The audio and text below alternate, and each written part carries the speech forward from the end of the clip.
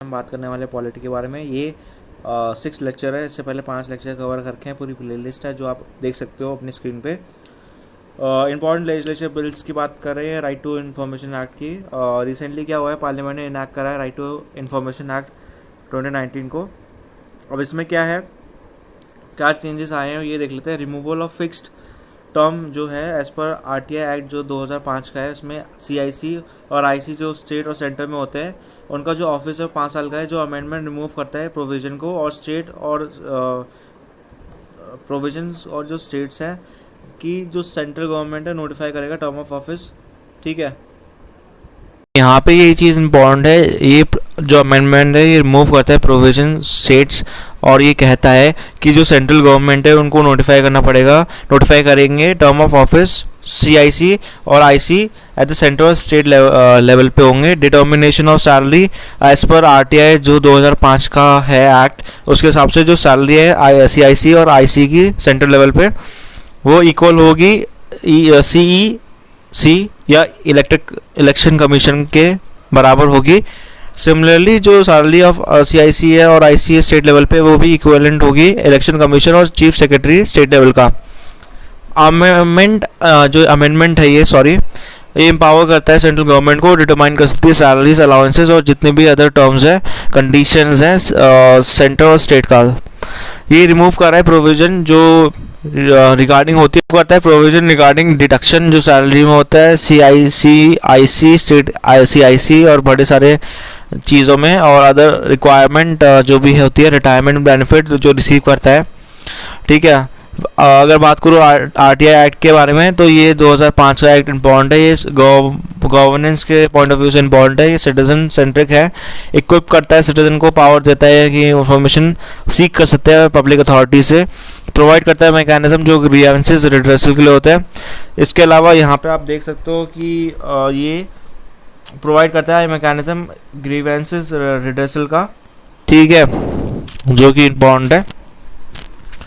यहाँ पे आप देख सकते हो कि जो आरटीआई एप्लीकेंट है रिक्वायर्ड नहीं है कि वो किसी भी reason they for seeking information. Public authority mandate करती है, प्रोएक्टिवली डिस्क्लोज कर सकती है सर्टन इन्फॉर्मेशन जो होती है, पावर ड्यूटीज़ और जो भी ऑफिसर्स की होती है। अगर बात करूँ सेक्शन 2H जो आरटीआई के अंदर आता है, जो पब्लिक अथॉरिटी है, उसमें कोई भी अथॉरिटी आती है जो ये इंस्टीट्यूशन हो सकती है सेल्फ गवर्नमेंट का, वो ये इस्टेब्लिशमेंट हो सकती है, ये बाय और अंडर द कॉन्स्टिट्यूशन हो सकती है, by an any other law जो पार्लियामेंट ने बनाया है, कोई भी लॉ जो स्टेट लेजिस्लेचर ने बनाया, कोई भी नोटिफिकेशन जो इशूड हुए हैं अप्रोप्रिएट गवर्नमेंट में।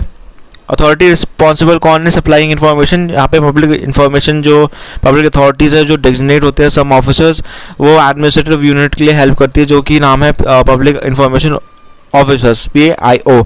तो PIO मैंडेट होता है कि वो सप्लाई करे इन्फॉर्मेशन किसी भी पर्सन को विद इन 30 डेज, और 40 के लिए मैंडेटरी होता है कि उनको अपना सप्लाई देना पड़ता है इन्फॉर्मेशन 30 दिनों के अंदर वरना 48 आवर्स होता है अगर इन्फॉर्मेशन रिलेटेड हो लाइफ और लिबर्टी पर्सन के। अपील मैकेनिज्म में क्या है, इन्फॉर्मेशन तभी प्रोवाइड नहीं करी जाती विद इन स्पेसिफिक टाइम, तो आरटीआई क्या कर सकता है, फाइल कर सकता है appeal against the decision of PIO। First appeal में क्या होता है कि फर्स्ट अपील पब्लिक अथॉरिटी के अंडर आती है।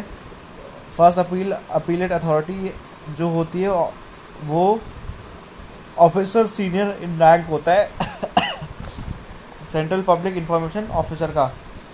फिर फाइनल अपील होती है, अपील जो होती है वो इंफॉर्मेशन कमीशन के अंडर होती है। रिलेटेड न्यूज़ क्या है, रिलेटेड न्यूज़ ये है कि रिसेंटली पार्लियामेंट्री कमेटी बैठी थी पर्सनल पब्लिक ग्रीवेंसेस लॉ और जस्टिस, उन्होंने डिसाइड करा है कि वो रिव्यू करेंगी CIC को और SIC को। अब central and state information commission ये स्टैट्यूटरी बॉडी है जो कि आरटीआई के अंडर सेटअप हुई थी 2005 के, आपको सबको पता है। फाइनल अपील अथॉरिटी होती है आरटीआई की है, इनके पास बहुत सारी पावर्स होती है कि वो इम्पोज कर सकती है पेनल्टी अगर PIO काम नहीं कर रहा है, या इनिशिएट कर सकती है इंक्वायरी उनके अगेंस्ट सिविल कोर्ट में। CIC रिक्वायर्ड होता है सबमिट करें अपनी एनुअल रिपोर्ट्स पार्लियामेंट को, और SIC जो है स्टेट लेजिस्लेचर को अपनी रिपोर्ट सेंड अप करती है एडमिनिस्ट्रेशन विंग। और यहाँ पे मिनिस्ट्री ऑफ पर्सनल और training in central services department ये भी इंपॉर्टेंट है। हाउएवर ये एनुअल रिपोर्ट जो रियली डिस्कस होती है पार्लियामेंट और स्टेट लेजिस्लेचर में, ये इसका लूप होल है। ठीक है, फॉर द फर्स्ट टाइम क्या हुआ है, ये डायरेक्टली स्क्रूटनाइज होगा पार्लियामेंट्री कमेटी के अंडर ताकि इफेक्टिवनेस हो। और बात कर लेते हैं सीआईसी के बारे में। तो कमीशन कंसिस्ट करता है सीआईसी, और इसमें 10 से ज़्यादा लोग नहीं होते इंफॉर्मेशन कमीशन में। अपॉइंटमेंट का सेम है। पार्लियामेंट, अगर अपॉइंटमेंट की बात हुई तो प्रेसिडेंट कहाँ पीछे रह जाता है, तो प्रेसिडेंट आता है। और रिकमेंडेशन कमेटी उसमें बेसिकली कंसिस्ट करते हैं प्राइम मिनिस्टर जो चेयरपर्सन होते हैं, एलओ होते हैं leader of opposition, cabinet minister होते हैं जो नॉमिनेट होते हैं प्राइम मिनिस्टर के द्वारा। ये बेसिकली सर्व करना चाहिए उनको पब्लिक लाइफ में, बहुत ज़्यादा एक्सपीरियंस हो, एमिनेंट पर्सनालिटी हो, experience in law, science and technology, social service, इन सब में होनी चाहिए, तभी हम मान पाते हैं। वो जो सीआईसी होंगे वो पर्सन नहीं होंगे एमओपी के या एमएलए किसी भी स्टेट के या किसी भी जगह के, यूटी के। यहाँ पे जो ऑफिस ऑफ प्रॉफिट भी एक चीज़ है कि अगर ऑफिस ऑफ प्रॉफिट दिखा गया तो फिर डिस्क्वालिफिकेशन भी हो सकती है। किसी तरह से भी कनेक्ट नहीं होने चाहिए पॉलिटिकल पार्टी में। और यहाँ पे जो टर्म है ये रीअपॉइंटमेंट के लिए एलिजिबल नहीं है, तो इसलिए देखना पड़ेगा। अच्छा, ये इम्पॉर्टेंट है कंज्यूमर प्रोटेक्शन एक्ट 2019 का, बहुत ही ज़्यादा इम्पॉर्टेंट है ये। इस साल के फिल्म्स में आ सकता है क्वेश्चन, क्योंकि ये अब चेंज कर देता है ऑल टुगेदर जो पहले का लॉ था हमारा। तो मेजर प्रोविज़न क्या है, ये प्राइमरी प्रमोट करता है protection of rights of consumer, जो कि असिस्ट होंगे डायरेक्टर जनरल ऑफ इन्वेस्टिगेशन, जो कि केसेस पे देखेंगे। एम्पावर करता है कंडक्ट इन्वेस्टिगेशन जो वायलेशन होता है कंज्यूमर राइट्स का। Order recall of unsafe goods और सर्विसेज, जितने भी डिसकंटिन्यूशन और ये अनफेयर ट्रेड प्रैक्टिस हो रहे हैं उसके इम्पोज करती है पेनल्टीज मैन्युफैक्चरर्स, इंडोर्सर्स और पब्लिशर्स पे। सो मोटो फाइल कर सकते हैं केसेस पे जो उनके बिहाफ पे होते हैं। क्लास ऑफ पर्सन देयर बाय इनिशिएट करते हैं कोई क्लास एक्शन सूट्स।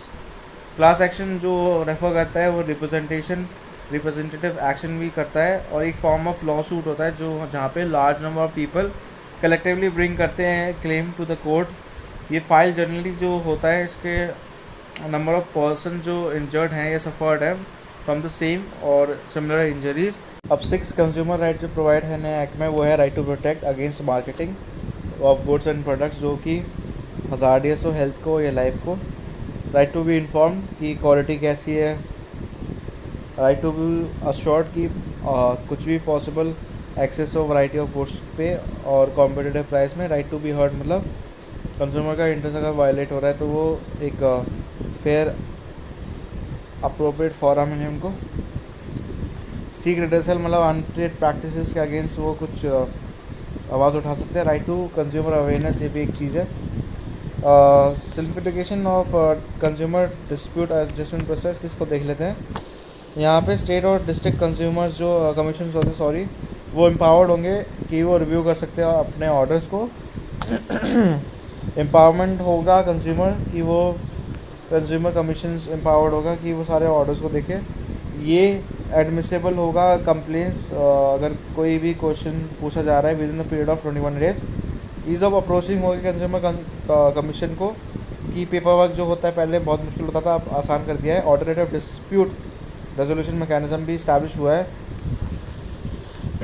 कंप्लेंट जो होगी वो कंज्यूमर कमीशन फॉर मीडिएशन पे होगी, जो भी इजीली सेटल हो जाए वो अच्छा रहेगा। मीडिएशन जो होगी मीडिएशन सेल्स में होगी और ये कंज्यूमर कमीशन के अंडर आएगी।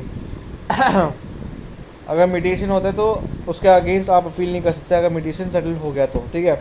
रिगार्डिंग ई कॉमर्स एंटिटीज़ के बारे में बात कर लेते हैं कि ये रिक्वायर्ड होते हैं कि प्रोवाइड कर सके information related to return refund और ये सब सारी वारंटी सारी चीज़ें।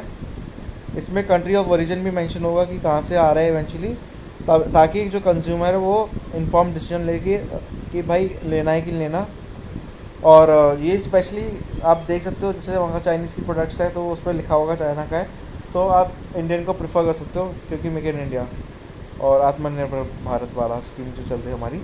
ई कॉमर्स प्लेटफॉर्म जो है एक्नॉलेज करता है राइट जो रिसिप्ट होती है कंज्यूमर कंप्लेंट्स की, और ये विद इन 48 आवर्स के होता है। और ये कंप्लेंट को विद इन जो एड्रेस कर सकता है वो 1 मंथ के अंदर कर सकता है from the date of receipt. इसके अलावा एक अपॉइंटमेंट जो रहता है वो ग्रीवेंसेस रिड्रेसल ऑफिसर का होता है, जो इम्पोर्टेंट रहता है। सेलर्स रिफ्यूज़ नहीं कर सकते कि वो जो गुड्स हैं उनको विड्रॉ कर सके, रिफ्यूज़ करे रिफ़ंड को। अगर जो गुड्स और सर्विसेज है वो डिफेक्टिव है, डिफिशेंट है, तो उनको इवेंचुअली बताना पड़ेगा और वो रिटर्न कर सकते हैं जो कंज्यूमर है। ठीक है। रूल्स ऑल्सो प्रोहिबिट जो ई कॉमर्स कंपनीज है फ्रॉम मैनिपुलेटिंग जो price of goods and services है, ताकि उनको अनरीजनेबल प्रॉफिट ना मिले। Introduction of concept of product liability, ये भी इंपॉर्टेंट है। मैन्युफैक्चरर जो है या प्रोड्यूस सर्विस प्रोवाइडर जो हैं वो रिस्पॉन्सिबल होंगे कंपनसेट करने के लिए अगर इंजरी कॉज होता है। तो पनिशमेंट क्या है कि जो एक्ट प्रोवाइड करता है पनिशमेंट, कॉम्पिटेंट अथॉरिटी जो मैन्युफैक्चर और सेल्स ऑफ अडल्ट्रेशन गुड्स पे होते हैं, कोर्ट कुछ कन्विक्शन दे सकता है, सस्पेंड कर सकता है लाइसेंस, और 2 साल तक की हो सकता है। अदर प्रोविज़न क्या है कि यहाँ पे कोई फ़ी फॉर सील फाइलिंग केसेस नहीं है। यहाँ पे आप 5 लाख तक का कर सकते हो केसेस का फाइल। जो अमाउंट है अनआइडेंटिफाइड कंज्यूमर जो होंगे उनको क्रेडिट हो जाएगा कंज्यूमर वेलफेयर फंड में। स्टेट कमीशन जो है फर्निश करेंगे information to central government, quarterly basis पे रहेगा इसका वैकेंसी डिस्पोजल पेंडेंसी। प्रोवाइड करता है एक सेंट्रल कंज्यूमर प्रोटेक्शन काउंसिल जो एक एडवाइजरी बॉडी होता है कंज्यूमर इश्यूज़ पे होता है। ये हेड करता है union minister of consumer affairs food public distribution, जो कि वाइस चेयरपर्सन है, और 34 मेंबर्स हैं जो डिफरेंट फील्ड्स हैं। मिनिस्टर इंचार्ज जो कंज्यूमर अफेयर्स का होता है 2 स्टेट से होता है, from each reason, north south east west से। रिलेटेड न्यूज़ क्या है कि भाई जो 2019 के रूल्स है उसमें नोटिफिकेशन यही है कि जो मिनिस्ट्री ऑफ कंज्यूमर अफेयर्स हैं, फूड डिस्ट्रीब्यूशन, वो पार्ट होंगे कंज्यूमर के, और ये अकाउंटेबिलिटी बढ़ाता है कि रूल्स क्या है इसमें कि एप्लीकेबल है इलेक्ट्रॉनिक रिटेलर्स को जो कि रजिस्टर्ड है इंडिया और अब्रॉड। यहाँ पे ये कवर करेगा जो भी आइटम है सोल्ड करेगा थ्रू मार्केट प्लेस और इन्वेंट्री लेट मॉडल पे। इन्वेंट्री लेट मॉडल इंपॉर्टेंट है। मार्केट प्लेस बेसिकली मॉडल वो है जहाँ पे थर्ड पार्टी सेल कर सकती है अपने आइटम्स, जैसे ईबे हो गया, और इन्वेंट्री मॉडल वो हो गया जहाँ पे प्लेटफॉर्म्स जो होता है स्टॉक गुड्स का या ऑनलाइन आइटम सेल होता है। मल्टीपल सेलर्स नहीं होते, सेलिंग वन प्रोडक्ट होता है, जैसे जबोंग हो गया। ई कॉमर्स एंटिटीज़ जो है रिक्वायर्ड होते हैं ये मेंशन करें कंट्री ऑफ ओरिजिन अपने गुड्स पे कि कहाँ से लेके आ रहे हो, किसका माल है ये। अदर डिटेल्स जो होंगी डिस्पैच में होगी सेलर्स का इन्फॉर्मेशन, ताकि चीज़ें पता चले। और ये एम्पावर करता है सेंट्रल गवर्नमेंट को कि वो एक्ट कर सकता है अनट्रेड प्रैक्टिसेस के अगेंस्ट, और बोथ ई टेलर्स और सेलर्स जो है अपॉइंट कर सकते हैं grievances officer to address the any complaint. आगे क्या है यहाँ पे रिलेटेड न्यूज़ में हम देख लेते हैं। ड्राफ्ट गाइडलाइंस है एडवर्टीजमेंट की under consumer protection act 2019। Central consumer protection authority बनेगी ministry of common consumer affairs के अंडर, जो कि एम्पावर्ड होगी कि इशू कर सकते हैं गाइडलाइंस ताकि प्रिवेंट हो अनफेयर ट्रेड प्रैक्टिसेस और प्रोटेक्ट करे कंज्यूमर का इंटरेस्ट। गाइडलाइन जो कि कवर करेगी advertisement, marketing, communication regarding of format जो भी है। की गाइडलाइंस क्या है कि फॉर डिस्क्लेमर्स, अगर ये इजीली नोटिसेबल नहीं है, लीगली नहीं है, understandably to an ordinary consumer, then ये एक मिसलीडिंग एडवर्टीजमेंट बोली जाएगी। फॉर इंडोसर ये है कि डिस्क्रिप्शन, क्लेम्स और कंपैरिजन उनको इंडोर्स करने पड़ेंगे ताकि ऐसा अपीयर हो कि जो ऑब्जेक्ट वो सेल कर रहे हैं वो capable of substantial work on surrogate advertisement। Goods और सर्विसेज जो होते हैं एडवर्टीजमेंट के अदरवाइज प्रोहिबिट होंगे, उन shall not circumvent such restriction by advertising other goods और services which is not prohibited. ठीक है। ऑन फ्री क्लेम्स ये है कि एडवर्टीजमेंट को ये नहीं डिस्क्राइब करना चाहिए गुड या सर्विस फ्री है या विदाउट चार्ज है या कोई भी सिमिलर टर्म्स पे है। अगर कंज्यूमर के को पे करना पड़ेगा anything then cost while buying the product. अगर कंज्यूमर को पे करना पड़ेगा तो वो करेगा other than cost while buying the project, पर ये डिस्क्राइब नहीं करना चाहिए उनको कि आप फ्री में ये कर रहे हो। ऑन बेट एडवर्टीजमेंट जो shall not seek to entice a consumer to purchase a good or services without a reasonable prospect or selling advertised goods। इसका सिंपल सिंपल मतलब है कि कंज्यूमर को ऐसी चीज़ ना बेट करो, बेट मतलब कि ललचाओ जिसका कोई रीजनेबल प्रोस्पेक्ट ना हो। ठीक है, अब नेक्स्ट जो न्यूज़ है वो है foreign contribution regulation amendment act 2020। अभी recently foreign contribution amendment act जो पास हुआ था पार्लियामेंट में, अमेंड करता है FCRA का प्रोविजन जो 2010 के है। ठीक है, FCRA समझ लेते हैं। FCRA बेसिकली जो आया था वो रेगुलेट करने के लिए आया था फॉरेन फंड्स के लिए। जो वॉलंटरी ऑर्गेनाइजेशन है उनका ऑब्जेक्टिव ये है कि वो प्रिवेंट करता है एंटी नेशनल एक्टिविटीज़। ये बेसिकली एक्ट अंडर आता है मिनिस्ट्री ऑफ होम अफेयर्स के अंडर और रेगुलेट करता है एक्सेप्टेंस और utilization of foreign contribution by individual association and companies. Foreign contribution donation के तौर पे हो सकते हैं या ट्रांसफर करेंसी हो सकते हैं। ठीक है, इसके अलावा प्रोहिबिशन क्या है अमेंडमेंट में? Prohibition to accept foreign contribution, ये हमें समझना चाहिए कि क्या है प्रोहिबिशन। अंडर एक्ट इलेक्शन का कैंडिडेट जो एडिटर है, पब्लिशर है न्यूज़पेपर के, जज के, गवर्नमेंट सर्वेंट के या member of any legislature prohibit होते हैं प्रोहिबिट होते हैं कि वो एक्सेप्ट कर सकते कोई भी फॉरेन कंट्रीब्यूशन। अमेंडमेंट ऐड करता है पब्लिक सर्वेंट्स को लिस्ट में। पब्लिक सर्वेंट बेसिकली डिफाइन है कि कोई भी पर्सन जो सर्विस में हो और या गवर्नमेंट सर्विस में हो, गवर्नमेंट से पैसा ले रहा हो पब्लिक ड्यूटी में।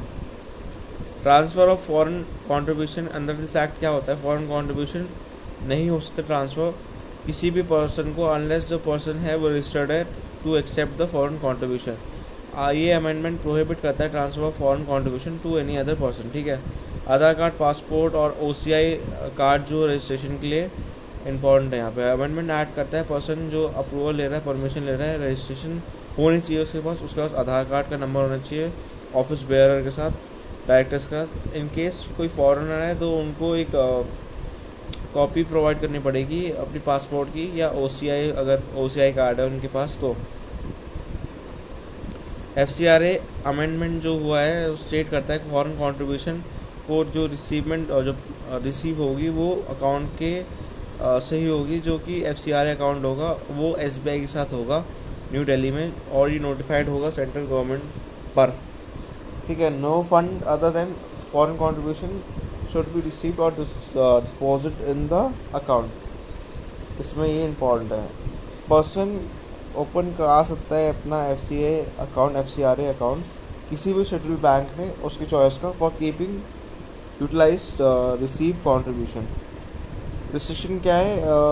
Utilisation of foreign contribution under this act क्या होता है? अगर पर्सन एक्सेप्ट कर रहा है फॉरेन कंट्रीब्यूशन और वो पकड़ा गया कि भाई वो किसी प्रोविजन को वायलेट कर रहा है, तो जो अनयूटिलाइज फॉरेन कंट्रीब्यूशन है वो यूटिलाइज हो जाए ओनली, वो प्रायर अप्रूवल देगी सेंट्रल गवर्नमेंट। ठीक है,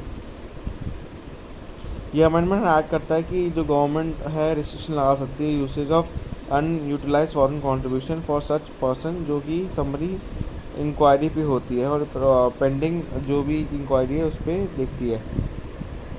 ठीक है, renewal of licence under this act क्या होता है? हर पर्सन को अपना एक सर्टिफिकेट देना पड़ता है रजिस्ट्रेशन का और रिन्यू करना चाहिए सर्टिफिकेट 6 महीने के अंदर बिफोर एक्सपायरेशन। अमेंडमेंट ऐड करता है कि गवर्नमेंट जो कंडक्ट करेगी inquiry before renewing the certificate, उनको इंश्योर करना पड़ेगा जो पर्सन है उनने फुलफिल करा है सारी कंडीशन जो स्पेसिफाइड हो। Reduction in use of foreign contribution of for administration purpose important है। इसके अंडर क्या है? जो पर्सन रिसीव कर रहा है फॉरेन कंट्रीब्यूशन उसके पास एक पर्पस होना चाहिए फॉर द कंट्रीब्यूशन जो रिसीव कर रहा है। ठीक है,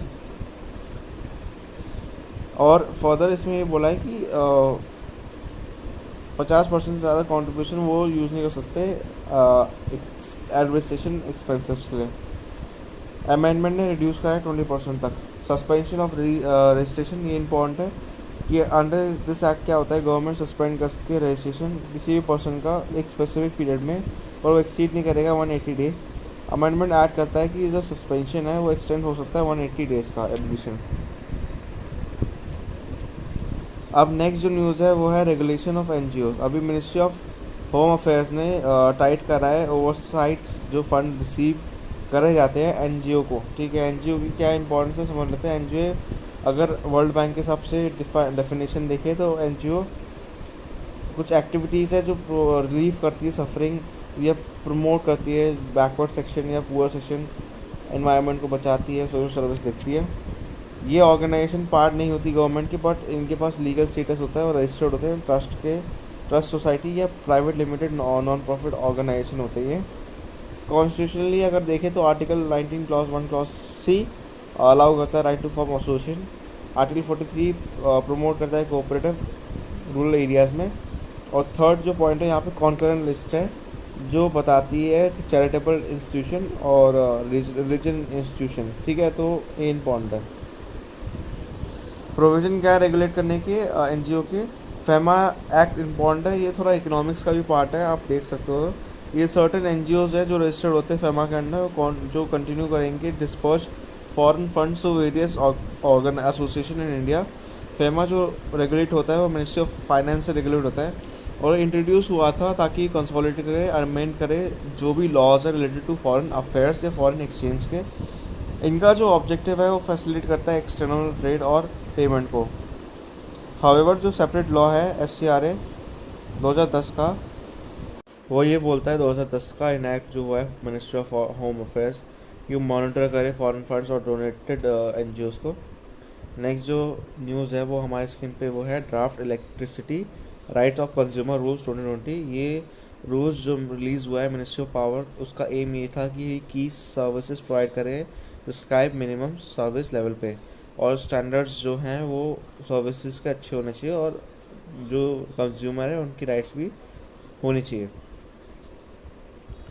वाइल जो इलेक्ट्रिसिटी एक्ट 2003 का है वो कंज्यूमर चार्टर है, जो लेटेस्ट ड्राफ्ट है वो एम्पावर करता है कंज्यूमर को और कुछ नए फीचर्स के साथ आता है। वो फीचर्स देख लेते हैं। नया कनेक्शन जो है प्रीपेड या स्मार्ट प्रीपेड मीटर्स वो रिजॉल्व करता है डिलेड बिलिंग का, जल्दी बिलिंग मिल जाती है। इनकरेक्ट मीटरिंग का भी।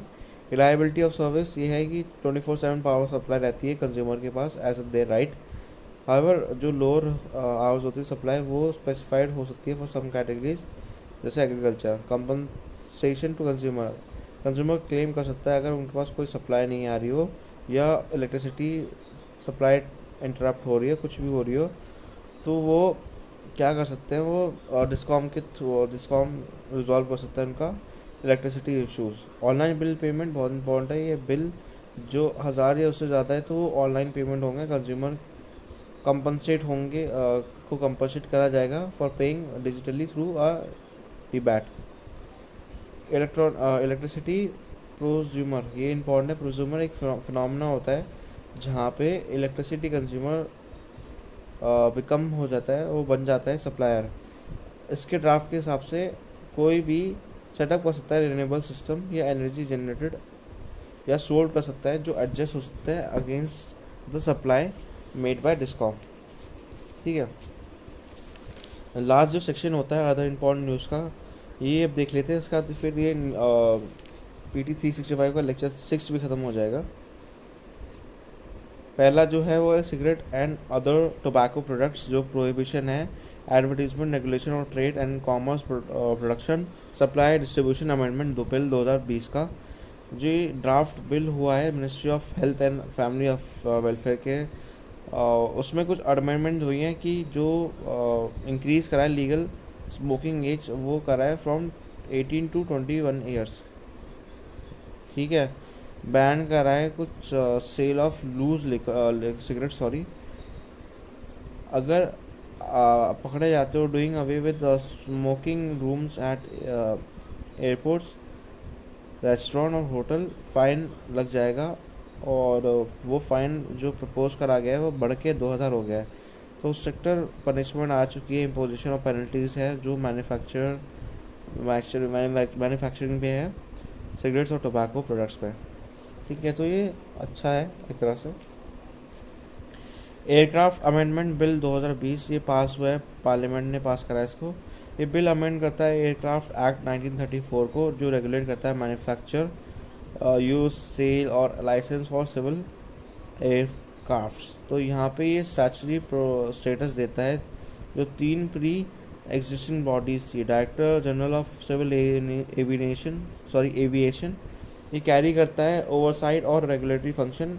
Bureau of civil aviation security जो है कैरी आउट करता है रेगुलेटरी ओवरसाइट फंक्शन जो रिलेट होते हैं सिविल एविएशन सिक्योरिटी से।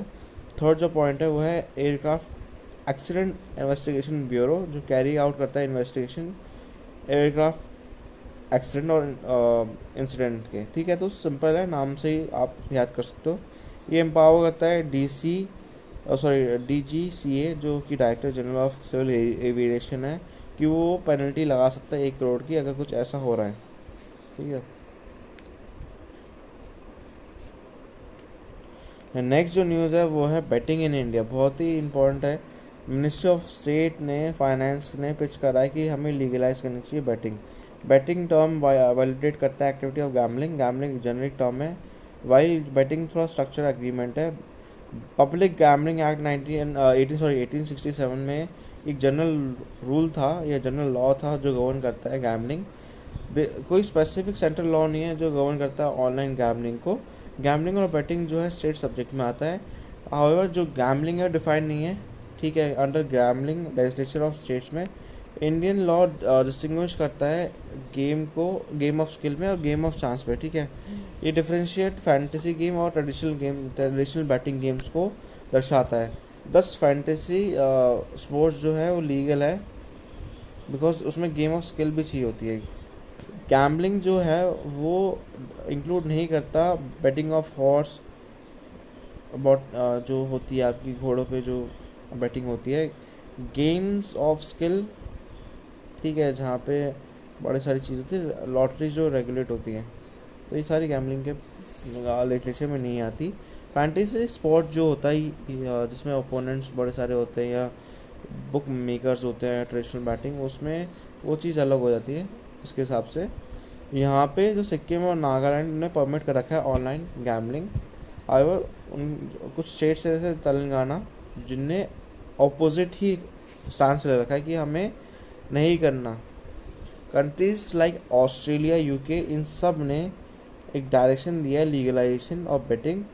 जस्टिस लोधा कमेटी जो बैठी थी 2015 में, उनने एडवोकेट करा है लीगलाइजेशन बैटिंग क्रिकेट में, और मैच मेकिंग या मैच फिक्सिंग जो है वो क्रिमिनल ऑफेंस करा है रिसेंटली। ये लॉ कमीशन ने इकोड करा है 276 रिपोर्ट में। ठीक है, तो आज के लिए सिर्फ इतना ही। नेक्स्ट में हम उसको देख लेंगे 7 लेक्चर। तब तक के लाइक शेयर सब्सक्राइब करें चैनल को। मेरा नाम राहुल है, बाय।